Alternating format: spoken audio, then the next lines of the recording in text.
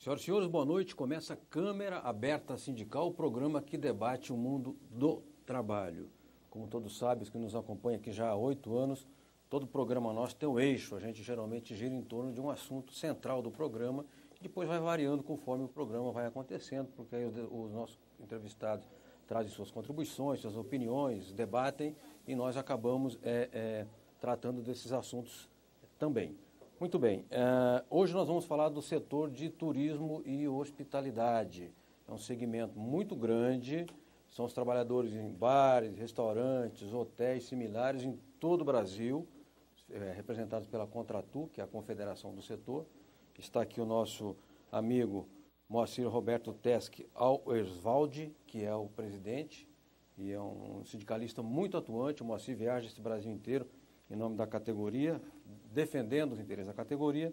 Está aqui também o nosso Francisco Calazans Lacerda, que preside o Sintoresp, que é o Sindicato dos Hoteleiros aqui de São Paulo, da Grande São Paulo, na verdade, e também a Federação do Setor aqui no estado de São Paulo. Há muitos assuntos que a gente pode abordar aqui, daria horas para tratar desse tema, dessa categoria que é vasta, que é importante, que é ampla. Mas um dos temas, certamente, que nós vamos tratar é como é que estão sendo preparados os trabalhadores para grandes eventos, como o Rio+20, Olimpíada, Copa do Mundo e tantos outros grandes acontecimentos que vêm acontecendo no Brasil, estão programados e precisam muito da mão de obra qualificada, muito da prestação de serviço desses trabalhadores.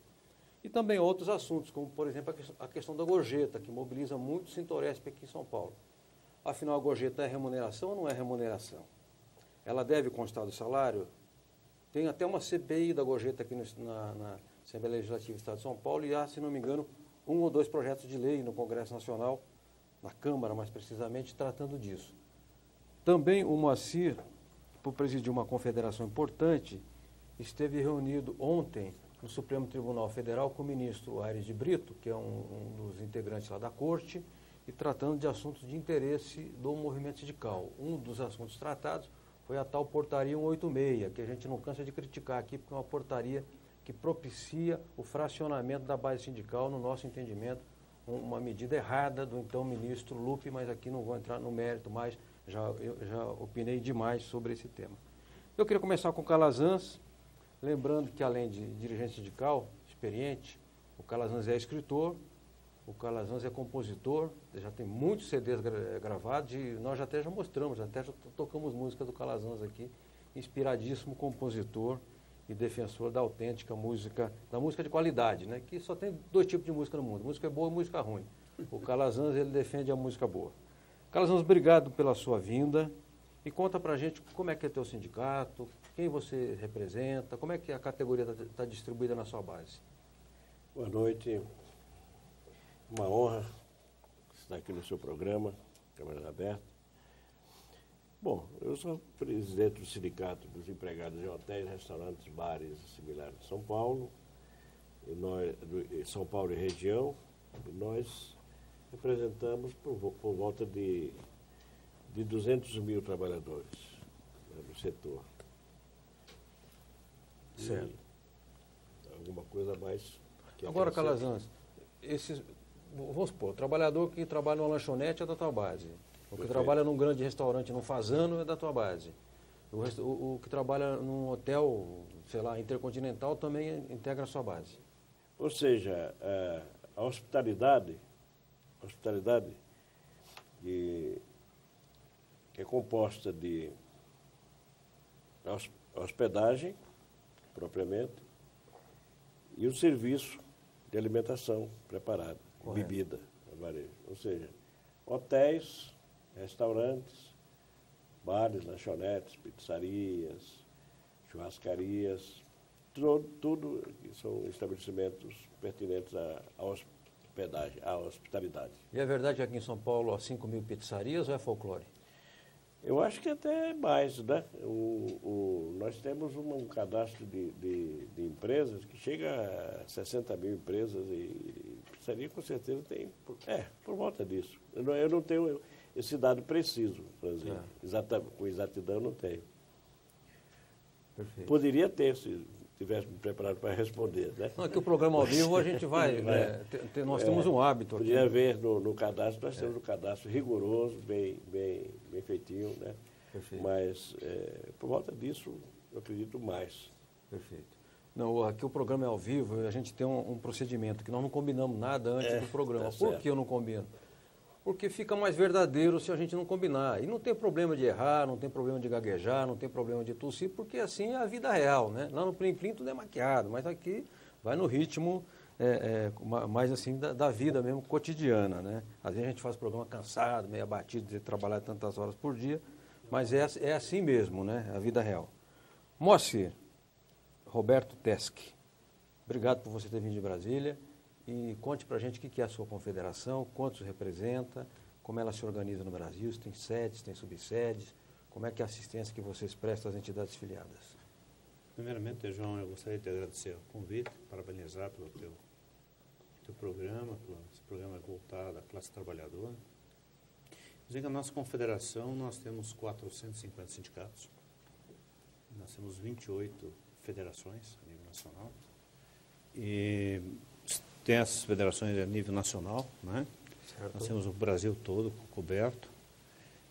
Temos grandes sindicatos, que é o maior sindicato da América Latina, que é presidido pelo companheiro Calazans, Que é o Sintoresp. que é o Sintoresp, que ele inclusive é diretor da Contrata, é nosso vice-presidente, o qual tenho a honra e a gratidão de tê-lo na nossa diretoria, o respeito. E nós temos, às vezes, dentro do nosso segmento, temos 14 categorias. Tá. Que é o turismo e hospitalidade, onde entram os trabalhadores em hotéis, bar, restaurantes, os trabalhadores de condomínio, trabalhadores em os guias, a prestação de serviço, os cabeleireiros, inclusive nós tivemos uma grande vitória agora, esses dias atrás, da regulamentação dos turismólogos, dos guias, que foi reconhecido, certo? Então nós temos os trabalhadores de compra e venda, locação e administração de imóveis.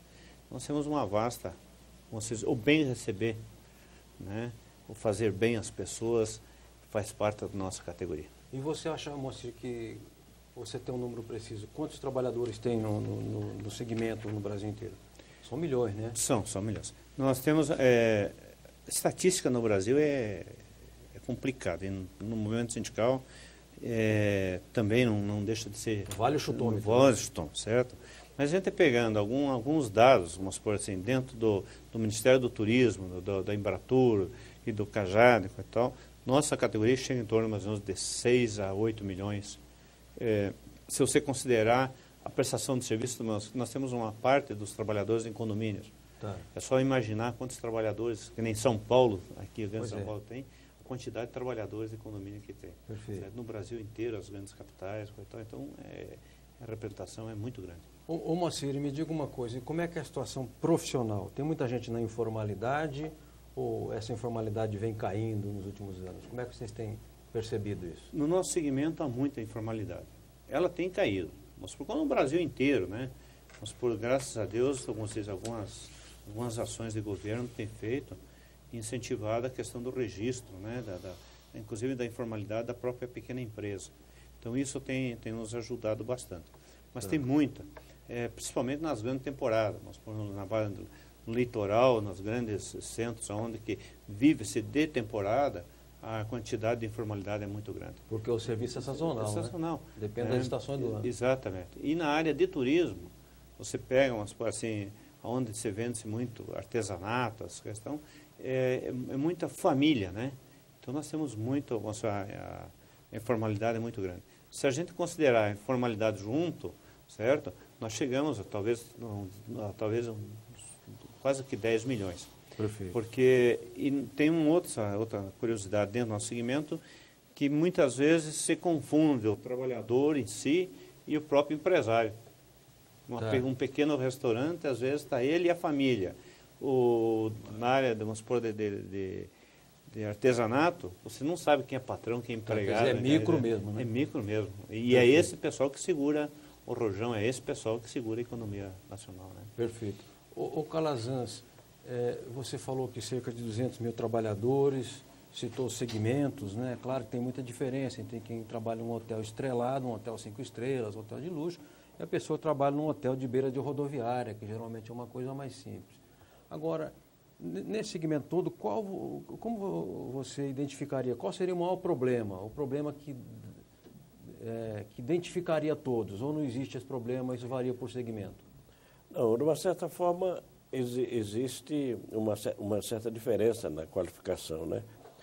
Porque quem trabalha num hotel internacional, então precisa pelo menos manejar razoavelmente, ou entender razoavelmente, mais de 2 idiomas, né? Certo.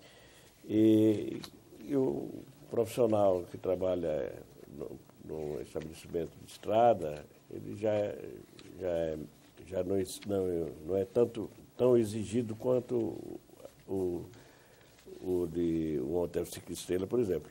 Agora, na formação da mão de obra, o que se pretende fazer, por exemplo, o que nós fazemos no nosso sindicato, é deixar o trabalhador preparado para evoluir. E os ensinamentos que são prestados é no sentido do melhor possível. Tá. Ou seja, que ele saia dali e seja capaz de trabalhar no hotel altamente qualificado, né? Tá. E assim ele vai ter qualificação de sobra para outros estabelecimentos mais modestos, né? Agora, Calazans, ao lado do sindicato ali na Liberdade, na Rotaguá, existe um hotel-escola. É do sindicato? É do sindicato. São 56 apartamentos. É o hotel-escola Lex Brasil, né? E, então, ali se propicia aulas práticas, né? Tá. Tem as aulas teóricas. Lá, agora, estava na rua Casper Libero e agora está sendo mudado para lá, para ficar tudo no hotel, não é? Correto. Recentemente que o hotel foi inaugurado e tal. E nós estamos ampliando, inclusive, o hotel, porque estamos saindo, o sindicato está saindo aos poucos para ceder espaço físico para acoplar o prédio do hotel. Então, é possível que aqueles 2 prédios, de 9 andares cada um, no futuro seja hotel-escola só. Tá. Né? Então, é isso que nós fazemos. É um hotel-escola feito com recursos dos trabalhadores, né? Não tivemos nenhum financiamento e já está funcionando, está já recebendo hóspedes. Nós temos hóspedes importantes, o Moacir é um deles, está hospedado lá. Então está bem pelos frequentado. prestigiados, O hotel está bem inclusive. frequentado. Está bem frequentado. Então, está muito bom. E eu acho que nós podemos dar uma colaboração razoável aí para essa mão de obra qualificada que se faz tão necessária, principalmente por ocasião da Copa do Mundo, né? É modesta a nossa contribuição, porque nós formamos, por nossa conta, por ano, por volta de 1.000 trabalhadores. Ah, mas é significativo, né? Mas é preciso mais, Tá. não é? Isso as autoridades, principalmente o ministro de Turismo, deve estar a par, né? Precisa ampliar muito isso aí. Perfeito. Moacir, presidente da Contrato. A confederação, ela vive em Brasília, sediada em Brasília, tem muito contato assim, com as autoridades federais, com o Congresso Nacional, enfim, com o centro do poder, né, político nacional, e de onde emanam as decisões que nos beneficiam ou que nos prejudicam. Nem sempre nos beneficiam e nem sempre nos prejudicam, na verdade. Sim, assim é em todo o governo do mundo. Como é que vocês estão tratando a questão da qualificação profissional? Há uma política da sua confederação nesse sentido? Vocês têm escola, vocês mantêm convênios com escolas, vocês mantêm boas relações lá com o SENAC? Há alguma parceria com a área empresarial? Iniciando pela sua fala, a função da Contrato, ela é política. Correto. Eu acho que de todas as confederações centrais, a função maior dela é política, é fazer as coisas acontecer. Está representando o trabalhador. Eu acho que o local dessa representação tem que ser em Brasília, que é ali onde que acontecem as coisas. Né? Perfeito. Nós, a nossa confederação, nós não temos escola de qualificação, até porque foge foge da ação dela, né? Mas nós temos diversas entidades que têm escola de qualificação, o nosso Sintoresp, o sindicato que eu pertenço em Curitiba tem uma boa de uma escola, certo? Muito bem organizada. Na Bahia tem, no Ceará tem, certo? Mas o que a gente tem que imaginar, e isso é a legislação e a forma de fazer, a responsável pela qualificação de mão de obra no Brasil é o SENAC. Tá. Ele recebe de toda a estrutura do comércio, certo? Ele recebe 2,5% da folha de pagamento, certo? Para qualificar trabalhador. Perfeito. Certo? E hoje, lamentavelmente, nós estamos passando, possivelmente, principalmente na área de turismo e hospitalidade, um apagão de mão de obra. Também, é? Também. Tá? Que nós vamos ter uma quantidade enorme, e hoje o mercado está muito aquecido, certo? E nós não temos trabalhadores, muitas vezes, adequadamente qualificados para as vagas que estão oferecendo. Tá. E nós estamos muito preocupados agora com a Copa do Mundo, porque existia dentro do Ministério do Turismo um planejamento, um projeto de qualificar em torno de 300 mil pessoas para a Copa do Mundo, certo? E por um mafadado, alguns projetos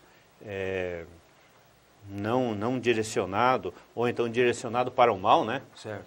Que foi falcatruas que foram feitas internamente, que caiu um ministro, entrou outro, caiu o ministro e tal. Foi suspenso todos os projetos de qualificação de mão de obra dentro do Ministério do Turismo.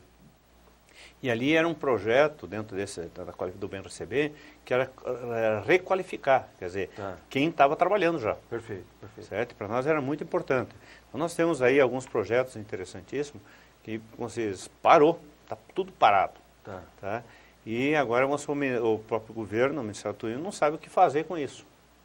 E nós estamos com a Copa do Mundo chegando. Tá? E como é que nós vamos trabalhar isso? Então nós temos uma preocupação muito grande, certo? Foi feito um projeto junto com a Fundação Roberto Marinho para ensinar o inglês ao povo brasileiro, os trabalhadores, quem estava envolvido. Não foi aquilo que a gente esperava, né?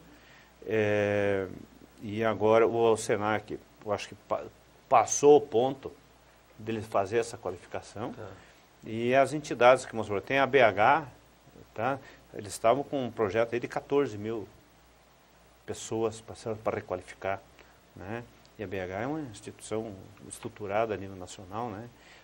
A própria contrata, através de um instituto, nós temos aí um projeto aí para 12 mil pessoas para qualificar o Brasil inteiro, as Copas também. O pior do Ministério do Turismo que ele fez foi o seguinte: ele não verificou se o processo A, o convênio A, B ou C está certo ou está errado, ou você tem algumas acomodações, algumas questões a ser acertadas. Passou o facão para todo mundo, quer dizer, parou.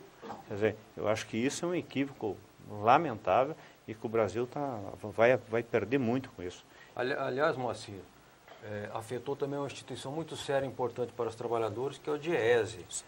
Nós gravamos... o maior exemplo, vamos supor, nosso aqui é o DIESE. O que todas as ações do DIESE são ações sérias de qualificação de dados, vamos supor, uma instituição aí que é referência, né? Simplesmente todos os processos, algumas coisas eles não viram, eles pegaram a criança junto com a água e jogaram tudo. Agora há uma coisa a ser observada, Francisco. É preciso que haja estímulo, porque se precisa de mão de obra, está havendo uma evasão. O pessoal, à medida que outras oportunidades vão surgindo, se desloca, sai, não há estímulo na hotelaria, os salários não são bons. Nós perdemos para a construção civil. Você veja, sem nenhum demérito, evidentemente que dizendo isso, não estou menosprezando o servente pedreiro, que é um profissional, que é um trabalhador, que merece todo o nosso respeito. Mas é evidente que ele não pode ser considerado melhor qualificado do que um garçom. Sim. Não é? De um restaurante de luxo, por exemplo. de um hotel internacional. Ele tem um salário melhor do que o trabalhador do nosso setor. E por mais que lutemos, não conseguimos melhorar, porque há uma postura radical do setor patronal. E eu costumo dizer, me dou bem, me relaciono muito bem com o setor patronal, somos amigos, mas eu sempre digo, chamo a atenção sobre esse aspecto. É preciso que haja uma certa evolução na classe patronal. Eu chego a dizer que precisa haver uma qualificação também no setor patronal. Perfeito. Não só do profissional, precisa haver também no setor patronal. É preciso que haja uma conscientização de que sem essa melhoria nos salários, não vamos ter nunca bons profissionais. Mesmo esse que nós preparamos, que nós orientamos, no momento em que encontra coisa melhor, e está sempre encontrando, sai. E uma das coisas importantes do nosso setor, para a garantia do futuro, é a remuneração variável, que é a gorjeta. Tá, eu quero falar sobre a gorjeta. Muito bem. Você quer que eu fale sobre isso agora ou você vai? Eu quero. Porque tem até uma CPI da gorjeta. Então, veja bem, a gorjeta é remuneração. Então, pela lei é remuneração? Pela lei está expressamente no artigo 457 da CLT. A gorjeta integra a remuneração para todos os efeitos legais. Tá. Então, é a remuneração. Muito bem. Mas como é que se faz? Se nega, as empresas não assumem essa cobrança, essa parte variável da remuneração. Então, o trabalhador hoteleiro se aposenta com um salário fixo que é irrisório. Tá. E esse salário fixo é irrisório por causa da potencialidade que ele tem de ganhar gorjeta. Você percebeu onde é que está o contrassenso? Eu não tinha pensado Porque você tem uma remuneração variável que pode ser melhor do que a fixa, então a sua fixa tem que ser pouca. E chegamos ao ponto de ter denúncias sobre o empregado não receber sequer, ele assinar dizendo que recebeu e não recebeu a parte fixa. Mas é uma apropriação, né? Uma apropriação indébita. Como é indébita a apropriação quando não se divide corretamente? Porque o cliente concede a gorjeta, aos 10%, a taxa de serviço, evidentemente que é para o trabalhador, para os trabalhadores. Tem que ser dividido entre os trabalhadores, de acordo com a vontade dos trabalhadores, que são os donos. Por isso que tem que se reunir a Assembleia e dizer o critério da divisão é este. E a partir dali o empregador assumir então as obrigações trabalhistas pertinentes. Perfeito, perfeito. Bom, eu quero dizer que por força da minha atividade, a gente mora aqui num grande centro urbano, eu praticamente como fora todos os dias. E sou muitíssimo bem atendido, às vezes numa padaria muito simples, onde você come, está ali perto, come por ali mesmo, como num restaurante mais sofisticado. Sempre são garçons, comins, né? O pessoal que nos atende ali na mesa, sempre muito gentil, muito prestativo e é seguramente um agente qualificado que nos atende. Portanto, é preciso que receba com um salário justo, um salário que remunere dignamente pela atividade prestada. Porque faz muito tempo que eu não vejo um dono de restaurante quebrar, entendeu?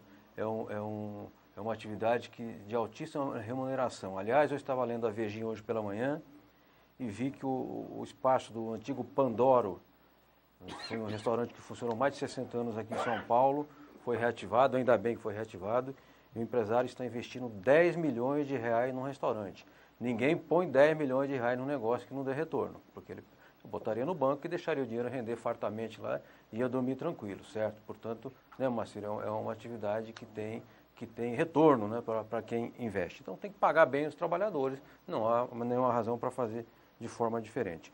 Moacir, a gente tem um intervalo, eu vou chamar uma reportagem avisando que nós vamos mudar um pouco aqui o cenário, porque chegou o doutor Antônio Carlos Lacerda, que é advogado do Sintoresp. Eu gostaria muito que ele integrasse aqui a bancada para a gente também tratar com ele assuntos aqui que estão sendo debatidos, tratados, né? Aqui não tem debate, na verdade, aqui é uma conversa entre amigos aqui no Câmara Aberta Sindical. Vamos à reportagem, rapidinha, e aí o doutor Lacerda senta com a gente aqui, ok?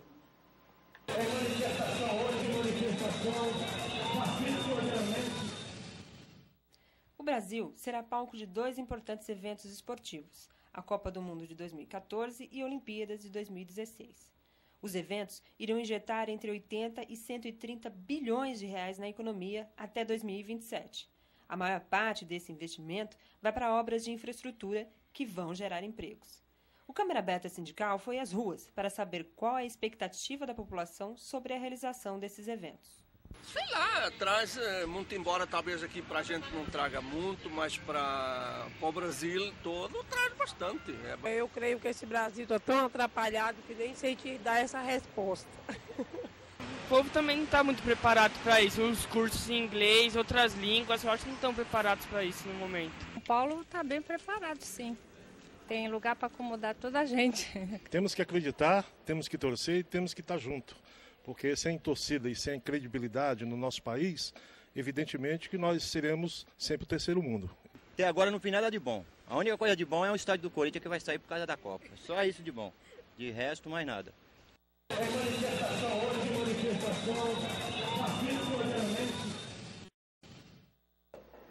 Você vê, o corintiano também fala aqui no nosso programa, embora eu seja santista. Não é sempre que a gente deixa não, mas de vez em quando pode falar, tá? Claro que ele falou lá do estádio do Itaquerão, né? Tá certo, porque aí vai ser a arena, né? Do Corinthians, que merece já há muito tempo ter o seu próprio estádio, porque é a maior torcida aqui do estado de São Paulo, uma das maiores do Brasil. Robson Gil Gazola, que é diretor aqui do canal comunitário, ele diz: o Sintoresp exibe um excelente programa aqui na TV aberta. Parabéns ao amigo Calazans. Obrigado pelas presenças dos 3 convidados. Tem aqui várias perguntas. Deixa eu ver quem é que eu vou... Tem uma pergunta sobre a greve da Polícia Militar, que parece que o Moacir quer responder. Deixa eu ver onde é que está a pergunta. Greve das polícias, né? Não foi só a Polícia Militar que parou. Ah, tá. Molina da Luz.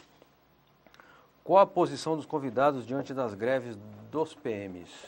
Moacir, você enquanto presidente de uma confederação e secretário-geral de uma central, da nova Central Sindical de Trabalhadores, presidida pelo Calixto, o que tem a dizer sobre esse assunto?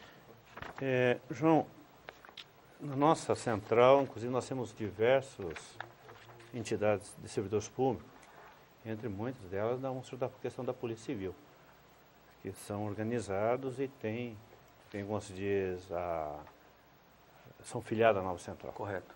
O que a gente tem que discutir, tá? Primeiro que greve, eu acho que é o direito sagrado do trabalhador. Tá? E só vai à greve, tá? Quando não há negociação. Quando estourou, vamos supor, todas as condições de negociação. Correto. Né? Muitas vezes, mas isso é esporadicamente, quando você vê que há uma greve política. Mas pelo número de greves políticas que existem, eu acho que nem deve ser considerado. O que a gente tem que imaginar, e aí tem a Convenção 151, que a gente está trabalhando há muito tempo para que seja regulamentada aqui no Brasil, que é a questão de direito de negociação do servidor público. Correto. Certo? Enquanto nós não tivermos uma legislação adequada e o respeito pelo servidor público, certo? Por causa que quem mais utiliza da prestação de serviço do servidor público é a população geral de baixa renda. As pessoas que já estão em um patamar de salarial elevado, ou os empresários e tal, esse não utiliza o serviço público. Esse ele vai para a atividade privada. Correto. Ele vai para o serviço de saúde, ele vai para a atividade privada, ele tem os convênios. Os filhos não estão na escola pública, estão na escola privada. A segurança deles não é feita através da segurança pública, é feita de segurança privada, certo? Então, quem necessita efetivamente, vamos supor, do apoio da atividade pública, certo? É o trabalhador. Tá. É o trabalhador e as pessoas de baixa renda. E o que nós temos que defender, vamos supor, os servidores públicos, é, inclusive, por questão da negociação. O seu governo, e o que a gente sente, e o que mais nos choca, certo? É que muitas vezes um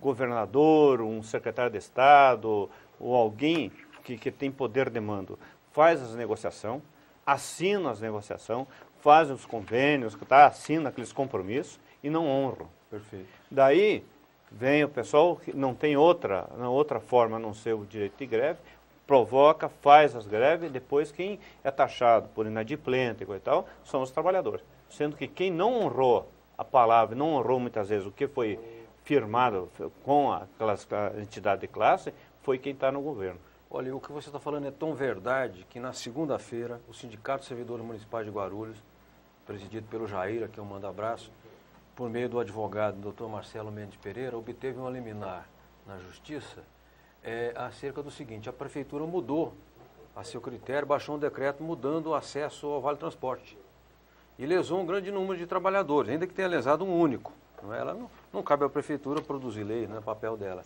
Então foi a Justiça, e a Justiça preservou o direito daqueles servidores. Porque, de um modo geral, a mídia massacra muito o servidor. Passa a ideia de que a gente vagabunda, que não vai trabalhar, que é todo mundo encostado. Não é assim, né? Nós já trouxemos os agentes comunitários de saúde aqui, e vocês, os telespectadores, viram como essa gente é dedicada, ama aquilo que faz, é devotada à causa da saúde. Então, e assim, e o salário que eles recebem? 800 e poucos reais. É verdadeiramente... É por paixão mesmo. É um salário miserável, né? E aí tem ainda que recorrer à Justiça para não ter perdas nos seus ganhos, porque o Vale Transporte é salário indireto. Doutor Antônio Carlos Lacerda, muitíssimo obrigado pela sua vinda aqui ao programa. Eu agradeço o convite e estaremos sempre presentes aqui quando for chamado. E como é que está lá o jurídico do sindicato? Muitos processos, muitas mesas redondas na DRT, sim, muitas negociações coletivas? Sim, eu posso dizer que nós temos um departamento jurídico com um volume bastante intenso e com atividade bastante diversificada. Correto.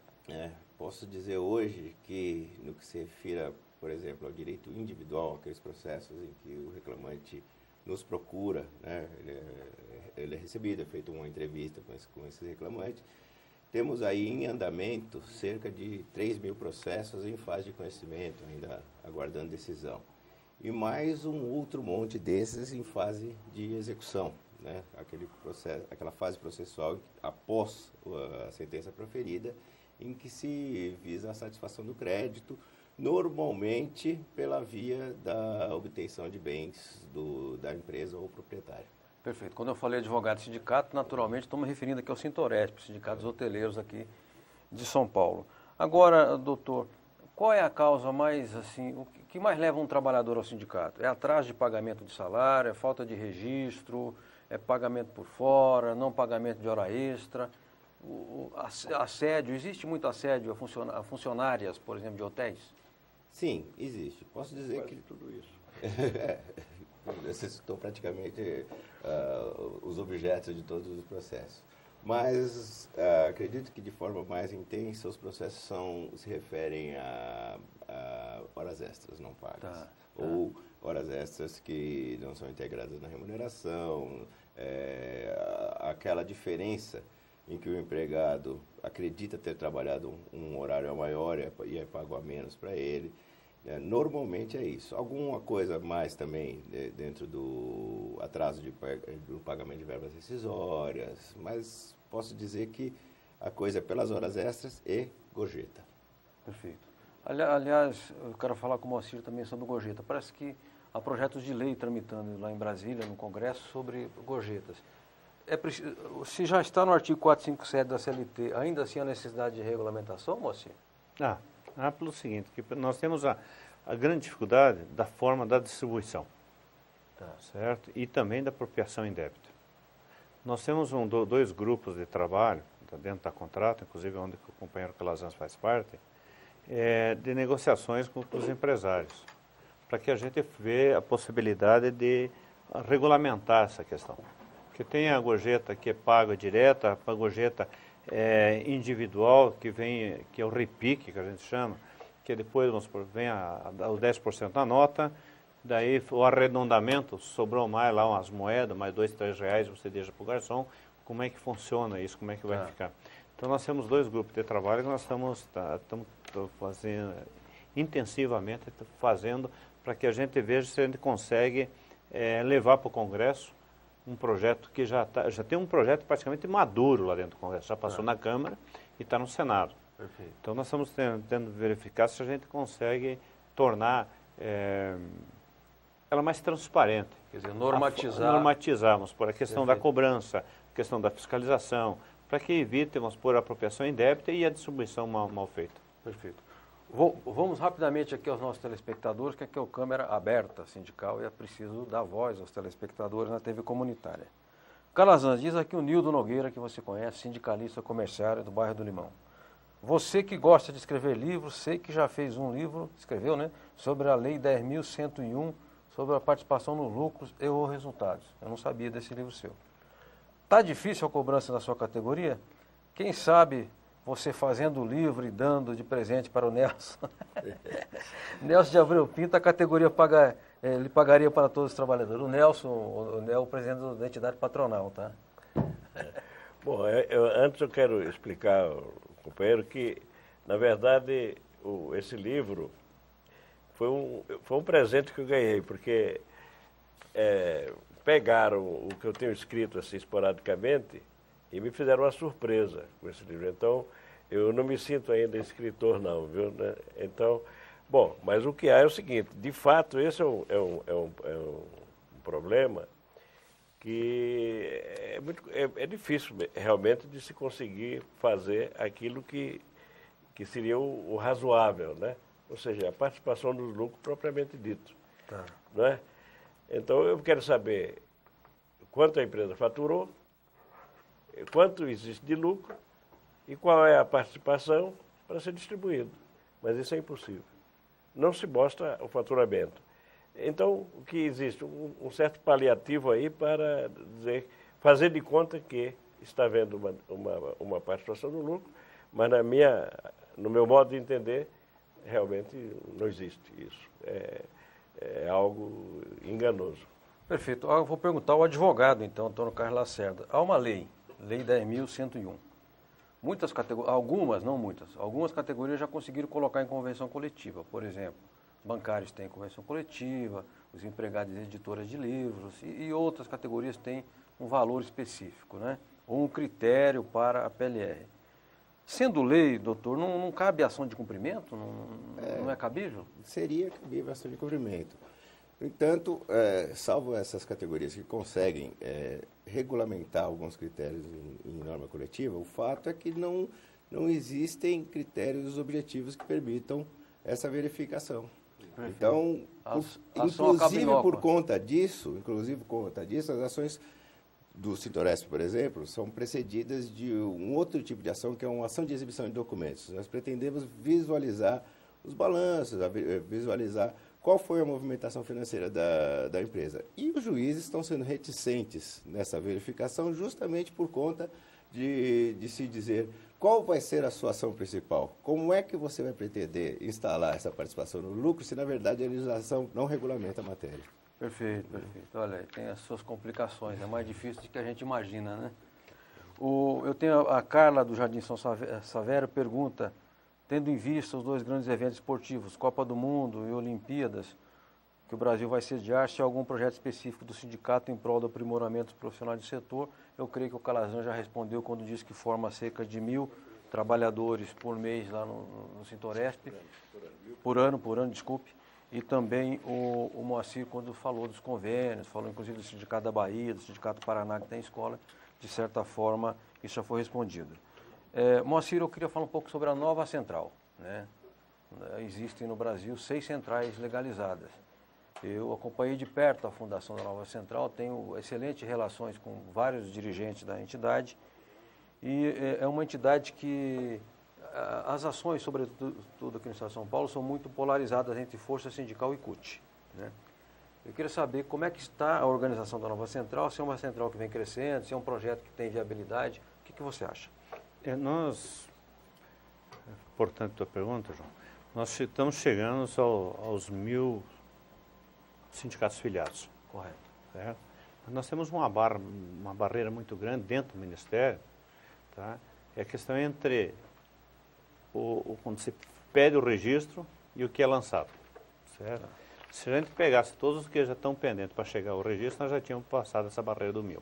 Tá. Então, nós temos centrais praticamente no Brasil todo, certo? E as ações, como que hoje é feita, aqui em São Paulo ela tem uma visão mais de força e CUT, em função da regionalização. E da indústria, né? Da indústria, porque a nova central está com 6 anos. Tá. A CUT está com quantos anos? A 20. Força está com quantos anos? A Força fez 20 agora, a CUT fez... Acho que é 30 anos. Né? Então, há uma diferença dele. Mas os nossos sindicatos são todos sindicatos sólidos, como vocês... Nós temos aí o próprio Sintoresp, o Sindicato dos Motoristas, aqui em São Paulo, que são sindicatos grandes, certo? Que fazem parte do dia a dia nosso. E as ações que é feito, graças a Deus, eu acho que houve um amadurecimento das centrais sindicais. Muitas vezes aparece o nome da central A, B ou C, certo? Mas as ações são em conjunto. Correto. Exceto a CUT, que a partir, eu acho, de mais ou menos um ano e pouco, resolveu se distanciar, vamos supor, das ações das centrais sindicais, que ela acha que, não sei se ela tem asa o suficiente para voar sozinha, certo? E muitas vezes deixando de lado muitas coisas, vamos supor, que nós construímos juntos. Tá. Né? Questão do salário mínimo, reajustes do imposto de renda, reajustes dos aposentados, muitas ações que nós conseguimos dentro do reconhecimento das centrais. Quer dizer, inclusive o reconhecimento das centrais que foram feitos em conjunto com todas as centrais, hoje praticamente a CUT é reconhecida e ela não reconhece esse trabalho que foi a unidade das centrais. Perfeito. Então, nós fizemos 6 marchas grandes em Brasília, que é a unidade das centrais. Tá? O ano passado foi feito aqui com 100 mil trabalhadores, a unidade das centrais, vamos supor, com todas as centrais juntas. Em agosto. E essa dos 100 mil que nós andamos foi feito aqui em São Paulo, inclusive não teve a participação da CUT. Perfeito. Então, a nova central está bem, está bem organizada, estamos bem estruturados. O que há, sim, em função da sua juventude e regionalmente aqui, agora se você for em outras regiões, vamos supor, Santa Catarina, Rio Grande do Sul, tá? A gente tem uma participação maior na mídia, inclusive em função que aí quebra a regionalização da Força e da CUT. Perfeito. Eu quero, aproveitando, tem 2 entidades que aniversariam, né? Falar da CUT, a FEMCUT, Federação Estadual dos Metalúrgicos da CUT, que completa 20 anos. Eu quero mandar um abraço aos seus dirigentes, especialmente ao Carlos Alberto Grana, que atualmente é deputado estadual, que o Grana foi seu primeiro presidente, e o Grana, inclusive, tem pretensões políticas, né? Parece que é pré-candidato a prefeito em Santo André, e então nós desejamos que ele obtenha sucesso nessa empreitada, porque quanto mais trabalhadores ocupando o cargo de poder, melhor para a democracia, melhor para os trabalhadores, melhor para o Brasil. E mandar um abraço também para o João Passos, para o Neuziro, para o Cortes, para o Almir, para o Mauro, para o De Luiz, para todos os dirigentes do Sindiforte, Sindicato dos Trabalhadores, Carro Forte, Transporte de Valores, Escolta Armada do Estado de São Paulo, que completa dia 16, 20 anos. Eu estava na Assembleia de Fundação e faço todos os materiais de comunicação do sindicato já há 20 anos, então a gente já tem uma trajetória assim, de caminhada junto. Eu agradeço a confiança desses anos todos e mando um abraço lá à sua diretoria, desejando que eles consigam, como vocês batalham pelas gorjetas, Calazans, lá a batalha deles é pelo adicional de risco de vida de 30%. No setor de transporte de valores, a diretoria, o João Passos e seus diretores já conseguiram. No setor de escolta já estão chegando perto. O setor de vigilância patrimonial já começou também e eu quero crer que é uma escalada agora que eles vão obter esse benefício. Então a pergunta do Wagner de Perdizes, eu vou passar para o Calazans. O sindicato também representa os trabalhadores de bares e restaurantes dos navios nas embarcações, Calazans? Esse é um problema complicado, porque, veja, o sindicato tem uma base territorial definida, né? Territorial. Então, quando se trata de um restaurante, um hotel, navio hotel, né? Assim, sim. Ele anda por várias partes do mundo. Então, aí o que vai prevalecer é o seguinte: se há uma empresa que explora esse serviço dentro do navio, prevalece onde ela está sediada. Aí sim, pode representar sim. Em princípio, esses trabalhadores são representados sim pelos sindicatos de hotelaria, de empregados de hotéis, sim, que exerçam essas funções no restaurante e navio, se eu entendi bem a pergunta, não é isso? Certo. Então, mas quem é a empresa? Tá. A empresa está sediada em São Paulo, então é o Sintoresp que representa esses trabalhadores. Quer dizer que você saca a lei das 200 milhas? Não, porque a empresa está sediada aqui, então prevalece o local da empresa. Tá. Porque o local da prestação de serviço é flutuante, né? Ele anda por aí, por esse mundo inteiro. Né? É verdade. Então, Interessante a pergunta. Quero mostrar aqui um cartaz improvisado, aqui depois mostraremos o cartaz real sobre o Fórum Nacional de Mulheres Trabalhadoras das Centrais Sindicais, evento que será realizado do dia 2 de março às 14h30 no plenarinho da Câmara Municipal de São Paulo, no viaduto Jacareí 100. Então são as mulheres aqui debatendo e defendendo seus interesses, lembrando que são 53% dos eleitores brasileiros. A Nova Central vai participar, Moacir? Não, isso que eu ia chamar a atenção. Você pode verificar que é assinado por 5 centrais. Ah, exato. Eu não havia feito essa observação. CTB, Força, Nova Central e a UGT. Só está a CUT que não participa das ações. Perfeito. Eu quero anunciar também que os metalúrgicos de Guarulhos e região, que representam cerca de 60 mil trabalhadores, realizam seminário de avaliação e planejamento quinta e sexta, 16 e 17.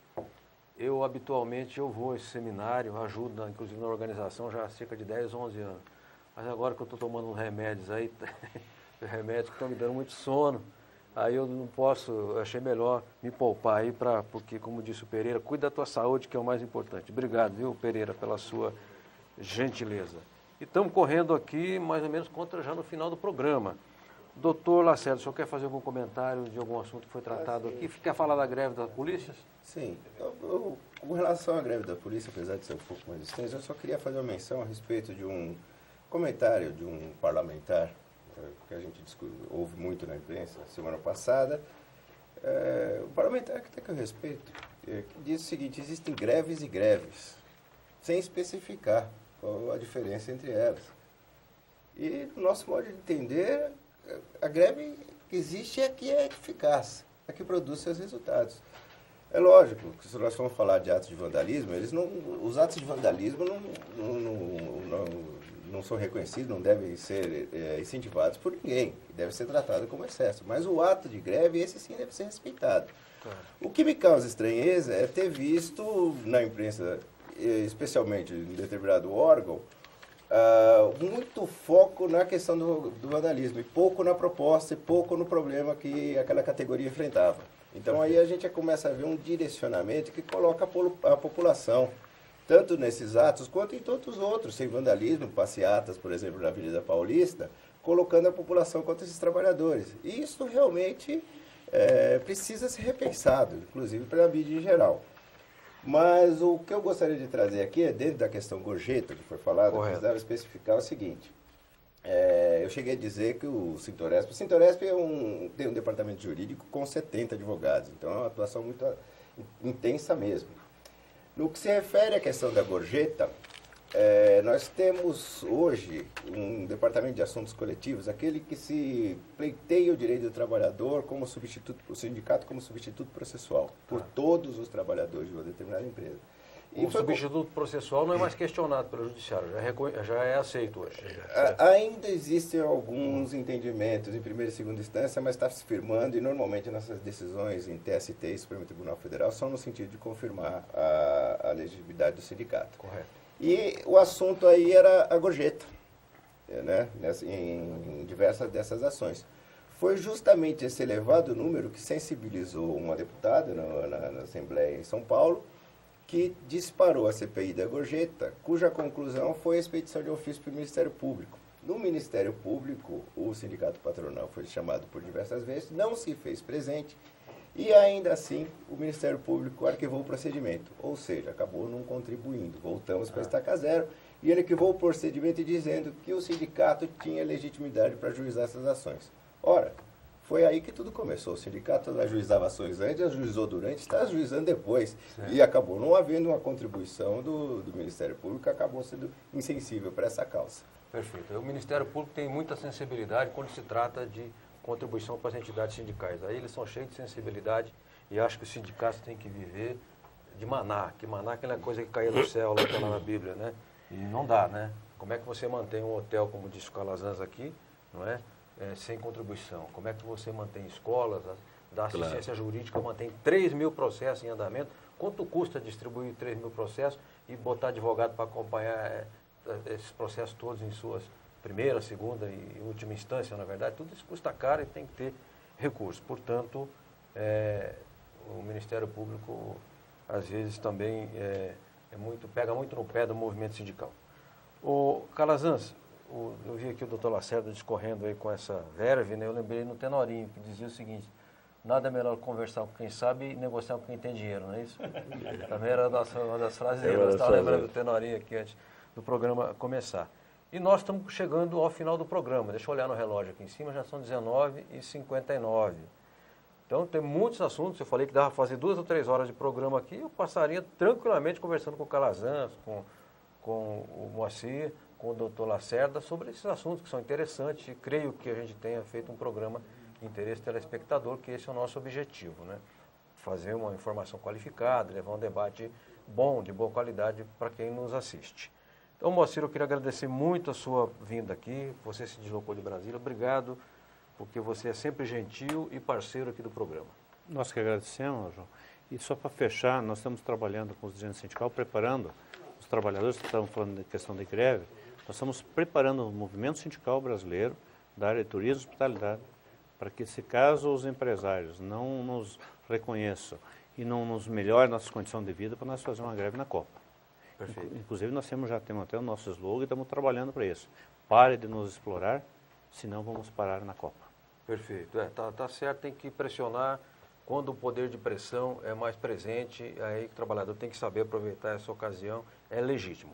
Calazans, muito obrigado pela sua presença e no próximo programa vamos falar um pouco aqui da sua parte de musical, você é um compositor inspirado, um cantor dos bons. Obrigado, presidente. Eu que agradeço, eu sei o valor do seu programa e estou às suas ordens. Conte comigo sempre. Obrigado, doutor Lacerda. Obrigado pela sua presença. Pena que o senhor não pôs destaque desde o começo do programa, que aí ia render mais aqui o Câmera Aberta. Não, mas podemos voltar a qualquer instante. Só para esclarecer, Frederico, 3 mil processos que eu falei são individuais. Se for juntar os coletivos e a cobrança de contribuição, estamos para a ordem de 30 mil processos. Puxa vida, é um enorme departamento jurídico. Finalizando, quero mandar um abraço para a Rosana, que é uma das assessoras do sindicato, da Grande Comunicação, do sindicato, do Sintoresp, e sempre é prestativa, sempre nos ajuda, é uma profissional muito aplicada. Obrigado, viu, Rosana? E um grande abraço aos que nos assistiram, a todos e a todas. Quarta-feira que vem voltamos com o novo Câmera Aberta Sindical.